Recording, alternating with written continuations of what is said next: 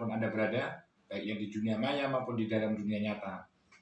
Izinkan kali ini saya akan menjelaskan tentang kegelisahan, mau menjawab kegelisahan masyarakat kaitannya dengan kendaraan hilang ketika di tempat parkir. Bagaimana segi pandangan hukumnya atau kedudukan hukumnya ketika kendaraan hilang? Saya akan jelaskan.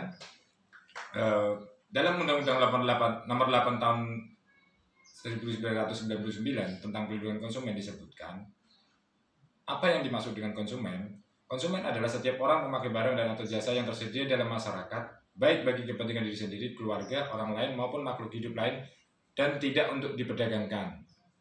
Sedangkan dari sisi yang lain, yang dimaksud dengan pelaku usaha atau penyedia sarana parkir adalah setiap orang, perorangan atau badan usaha, baik yang berbentuk badan hukum maupun bukan badan hukum, yang didirikan dan berkedudukan atau melakukan kegiatan dalam wilayah hukum negara Republik Indonesia, baik sendiri-sendiri maupun bersama-sama melalui perjanjian penyelenggaraan kegiatan usaha dalam berbagai bidang ekonomi. Itulah pengertian antara konsumen dan pelaku usaha. Kenapa saya harus menjelaskan itu? Agar masyarakat bisa memisahkan dulu pengertian posisi hukum kedua belah pihak. Bagaimana pertanggungjawaban pelaku usaha? Pertama yang harus kita pahami adalah ketika kita masuk ke tempat parkir, biasanya kita mendapatkan karcis. Dalam karcis itu, saya bicara secara umumnya dulu, ketika di tempat parkir ada karcis. Dalam karcis itu di bagian bawah biasanya dicantumkan ada tulisan-tulisan kecil, bahkan mungkin kita tidak bisa melihat atau membacanya dengan cermat ya, karena terlalu kecil. Nah itu tulisan kecil itu jangan pernah kita abaikan, karena itu penting dalam konteks hukum perdata, itu penting. Itu apa yang tulisan apa sih, kenapa tulisan itu berada di paling bawah kecil? Sebenarnya supaya masyarakat tahu, itulah yang dinamakan dengan klausula baku. Klausula baku itu perjanjian yang dibuat oleh salah satu pihak. Ketika kita menerimanya itu, kita sudah dianggap kita telah menyetujui. Itu pandangan sedikit tentang klausula baku, konsep penerapan klausula baku dalam kehidupan masyarakat. Nah, tapi perlu untuk diketahui, klausula baku itu tidak semena-mena bisa untuk dibuat sesuka pelaku usaha, tapi ada yang harus diperhatikan oleh pelaku usaha, yaitu apa?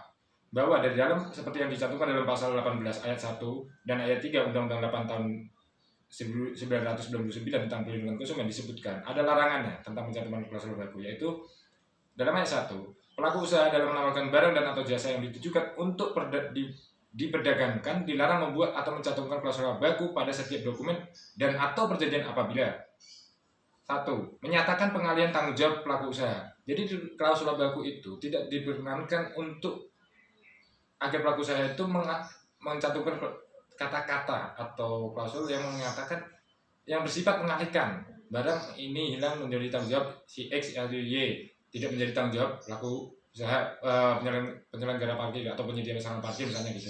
Nah, dalam ayat 3, setiap klausula baku yang telah ditetapkan oleh pelaku usaha pada dokumen atau perjanjian yang memenuhi ketentuan sebagaimana dimaksud pada ayat 1 dan 2 dinyatakan batal demi hukum. Jadi pelaku usaha juga hati-hati. Dari segi yang lain, konsumen juga bisa menggunakan sarana pasal tersebut untuk melakukan upaya hukum terhadap pelaku usaha yang lalai atau abai. Nah, di kejadian ketika kendaraan hilang, kita harus memisahkan dulu, karena hubungan hukum yang terjadi di sini yang saya cermati adalah hubungan hukum secara perdata. Jadi celah untuk mengatakan ini bisa diupayakan hukum pidana sangat kecil. Kalaupun itu bisa sampai terjadi, pertama yang harus kita buktikan adalah niat, unsur niatnya. Apakah dalam hukum pidana tersebut bisa kita buktikan ada niat di situ? Nah, itu yang paling utama. Adakah niat? Kalau kita tidak bisa menunjukkan itu, saya kira lebih baik kita upayakan yang paling maksimal, yaitu perdata, yaitu dengan mengajukan gugatan ke pengadilan.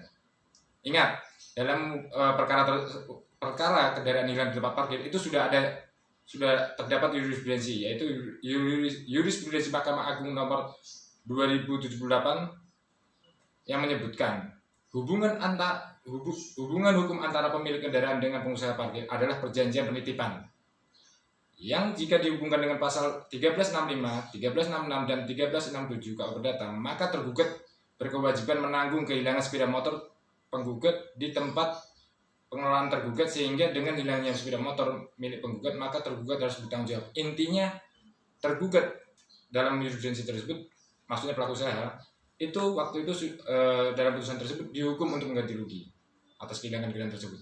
Mungkin itu saja yang bisa saya jelaskan. Mudah-mudahan bisa mengedukasi kepada masyarakat, bisa bermanfaat. Mari bijak dalam menggunakan upaya hukum. Ingat, Anda memiliki hak hukum yang dijamin oleh negara melalui undang-undang. Salam, nikmati kopi. Terima kasih.